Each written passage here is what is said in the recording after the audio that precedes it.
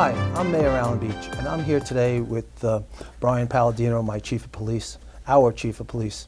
And Brian took over after 40 some odd years that we had Joe Neve as Police Chief. And Brian, it's an honor to be here with you. Already you're doing a great job, and already I won't say improvements, because that's not really nice to do to Joe, but there is a change of guard, and we see it. And Joe did a great job. But sometimes it's nice to have new blood. You know, it's well, like thank anything you, else. Thanks a lot. I appreciate you having me here today. This is an honor. I really never been in a situation like this, but I'll begin from the beginning. I became That's a good start. A Limerick police officer in 1997. I had grown up in town. My parents moved here in 1974. At the time, the village had a resident requirement, which we will be installing again for the next police test, and it was a dream come true in a lot of ways. I wanted to be a police officer. It's something I definitely thought about, and being a village police officer, it really gave you a chance to do something for the village that you grew up in and you loved it, that you know and love. There's something unique about that, right? It really is. Yeah, it's odd to go from you were the kid growing up on the block to being a student in the class to being someone's friend's son or something like that, and now all of a sudden you're showing up to their house as the police. Isn't that great? And now you just hired Stephen. Steve Amato right. is our newest hire. He's another Limerick person. He grew up here. Currently doesn't live here, but he grew up in town, and he's going to be experiencing a lot of what I have. Well, a little bit more, because he played hockey for me. So yes. So his hockey rinks weren't around when I was a kid. That was a dirt lot. But Peter is Stephen is a unique kid. I'm thrilled that you brought him on. Well, thank you very much. In that vein, I'm in my 23rd year. I finished 23 years in January. I've seen a lot of change in Limerick, and most of it good, and some of it it's just. It could be better, and that's what we're going to try to improve on. I live in town still. My family's here. My kids go to the same schools that I went to, and I really take pride in that. And I take pride in the fact that we could live here, and it's basically the same village that I grew up in, and even better. That's very good, and that's really one of the unique things about Limerick. Many of our children, well, your parents, their children have resided back here in Limerick. Oh, I would go to West End with parents. It was like a high school reunion in a lot of ways. I mean, a lot of people I grew up with, and it was even what was better was it was people I didn't even really know growing up as much, and now as parents, you either you're living through something with them as parents, or you're getting to know people at a different point in their life. Maybe you didn't know them that well when you were younger, and now we're in things together, and it's nice. That's always great. Nice. Well, you are a new police chief. What are some of your initiatives and goals you hope to attain, and through those initiatives? I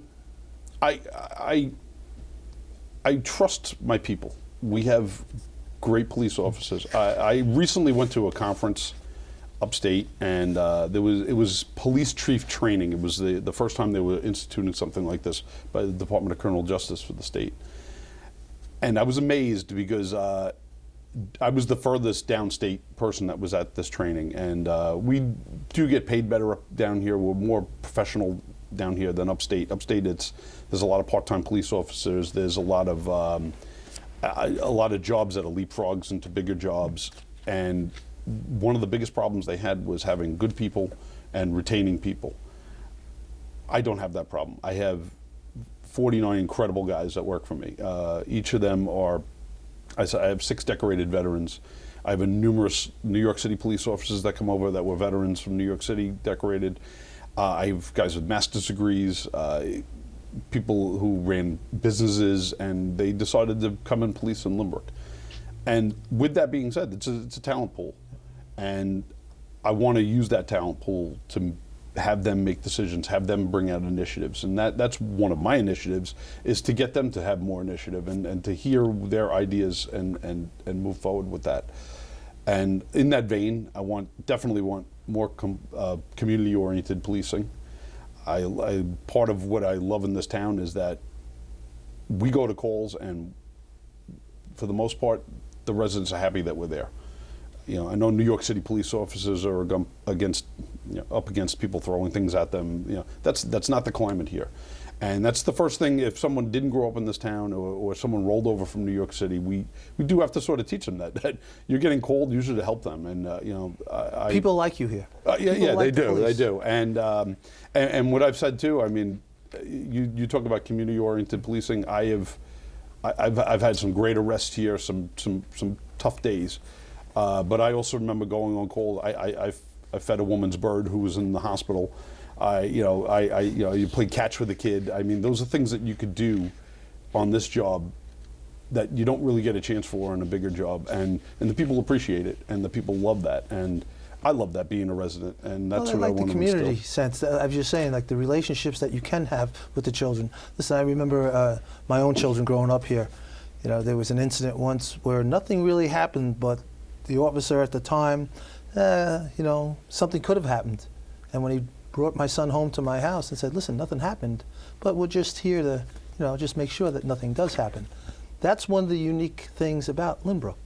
They're looking to prevent things from happening and not worrying about after the fact that they have to do this sort of correction process. It definitely is. It's a conversation that you have, and that's now when I'm interviewing people, I'm trying to.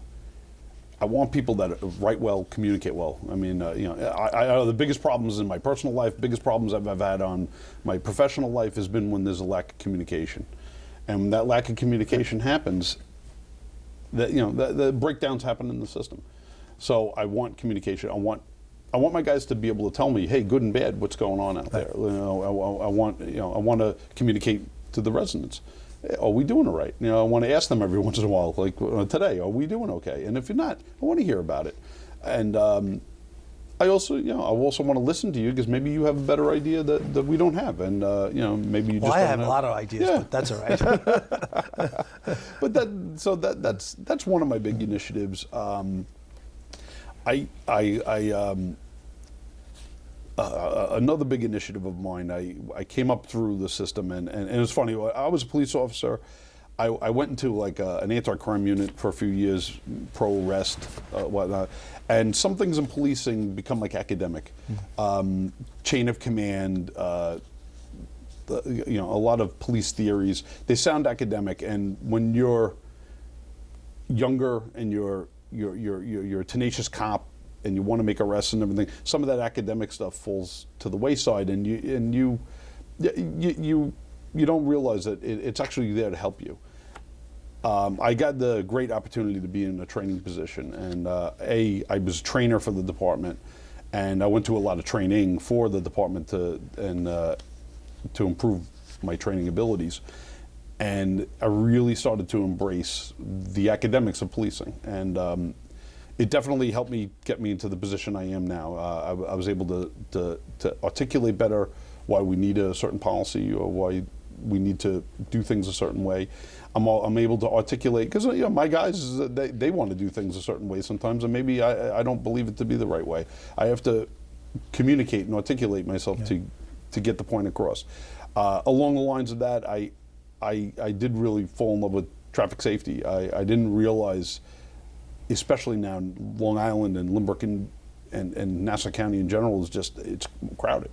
And because it's crowded, people can't drive like they used to. You can't open it up. You can't talk on your cell phone. You get, and these are things that maybe in my younger days or maybe growing up, when you're young, you think you can get away with things and you do. And I have to now realize that it's so crowded around here at times.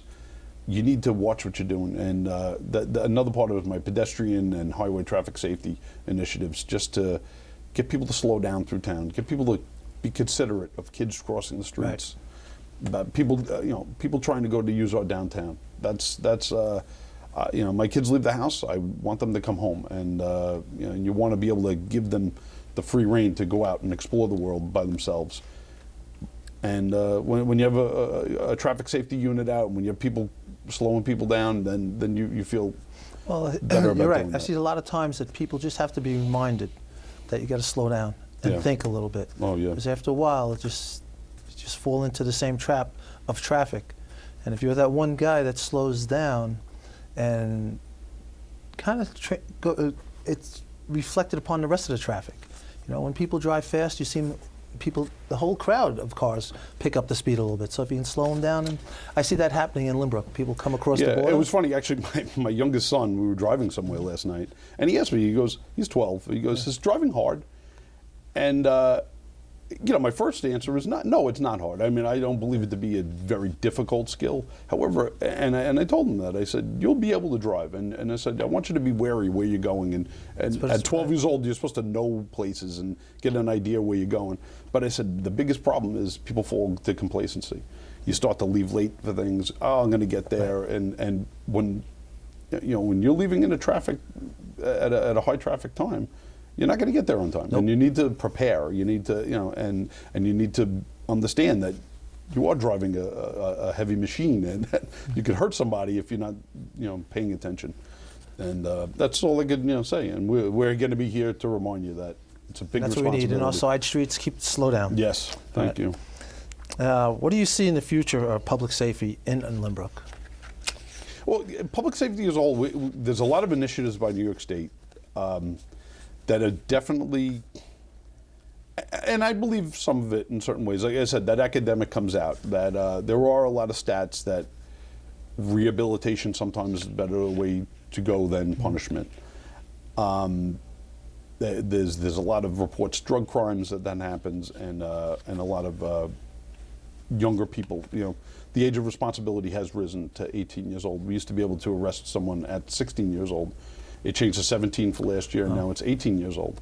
And I understand that, because generally, children don't grow up the same way we used to. I look at my kids, I look at kids in general. I mean, they are a lot book smart, they're savvy, you know, they're doing higher math and science than I had ever done. But sometimes I find that, you know, you give someone, a younger person, a problem that would have been relatively easy to solve in my time, and it's difficult now, you know, and because of that, they're reflecting that with the laws. I understand. I do believe in second chances for people. I don't think that you throw the baby out with the bathwater, that someone screws up, that they should be shunned forever. But they need to be reminded when there is a problem, you know. So that's where rehabilitation comes in, and that's where New York State is going towards rehabilitation and trying to exploit that option more often.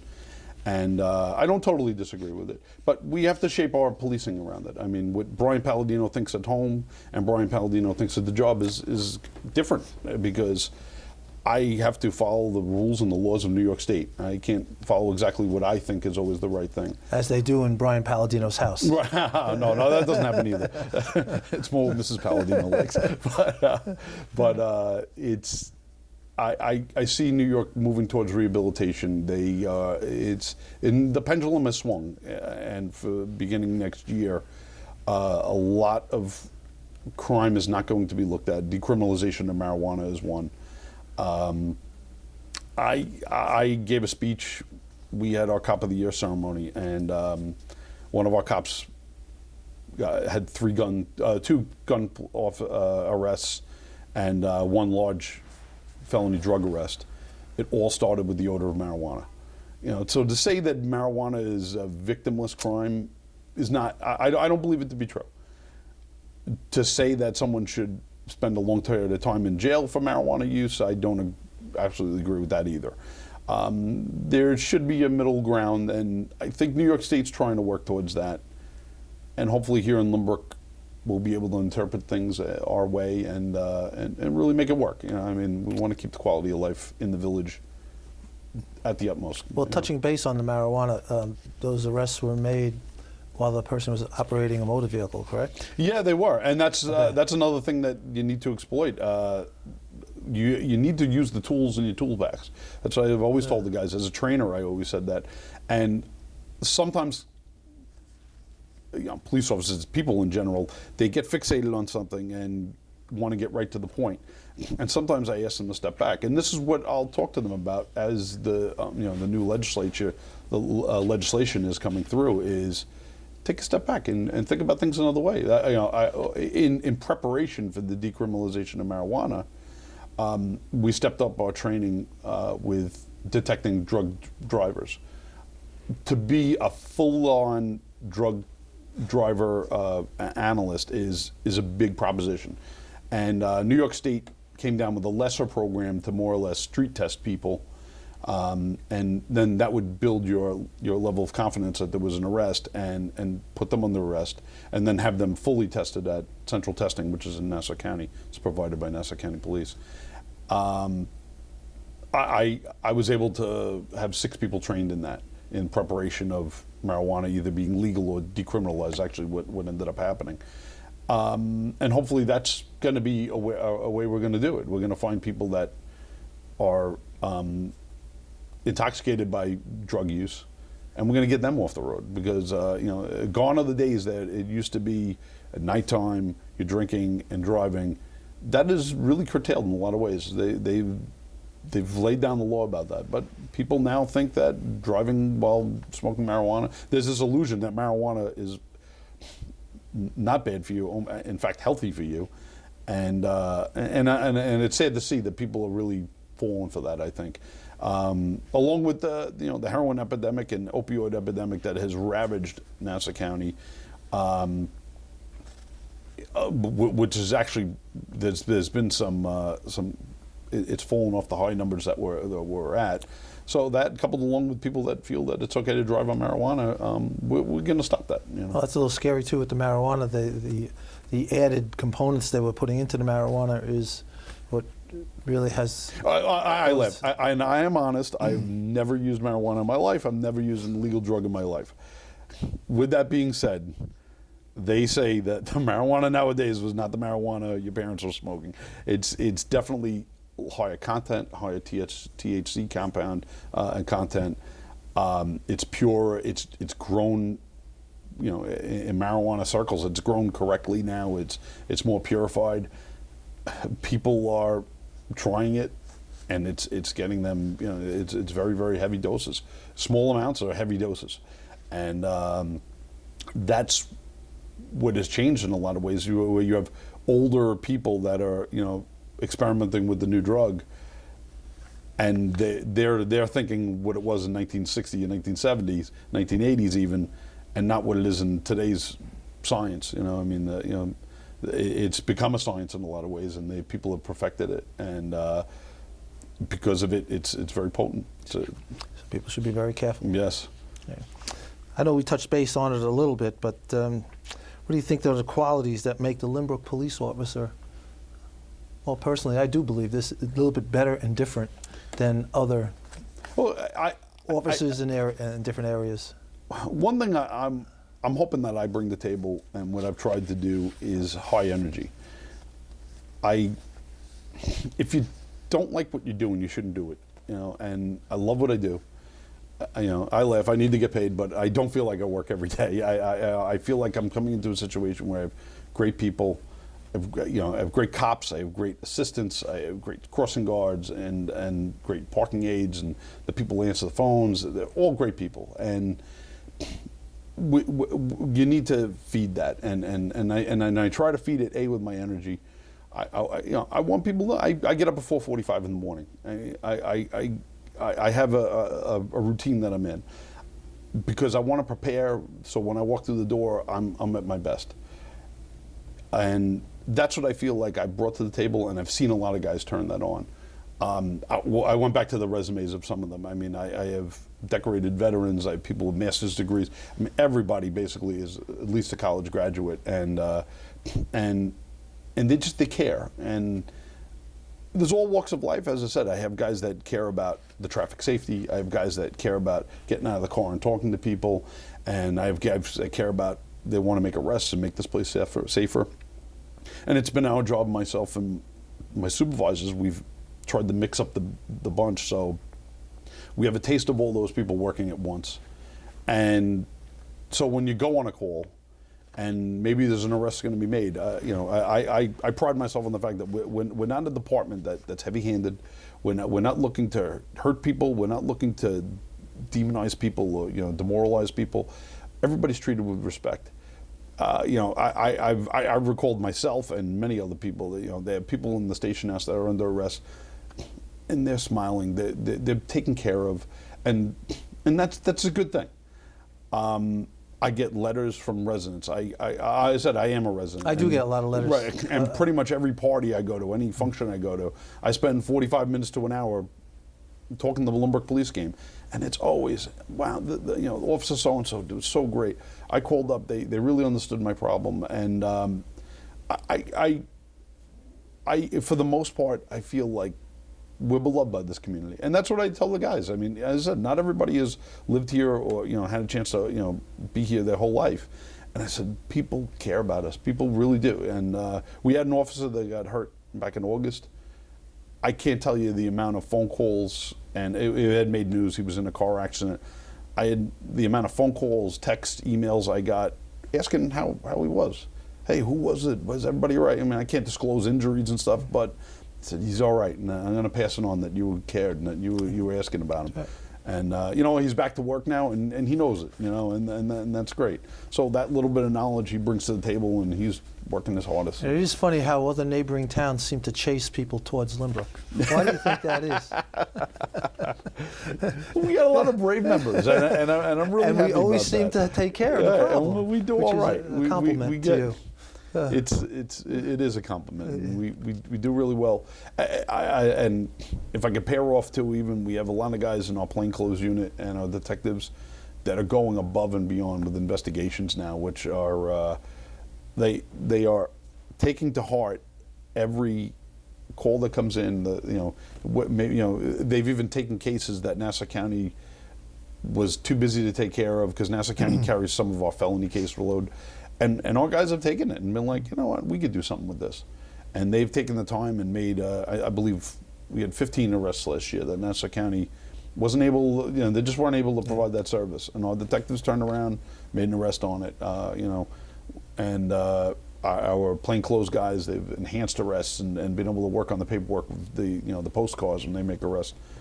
I guess it's a special place. We really got a good group of guys downstairs, and I'm really happy. Well, it's a very good group of guys, and that is a reflection upon the leadership. And thank you and Sean. Sean Murphy also is the inspector. I couldn't say enough about Sean Murphy. Sean Murphy is. I think we work well. It's funny is we are. I wouldn't say opposites. We get along really well, and we're generally the same in certain ways.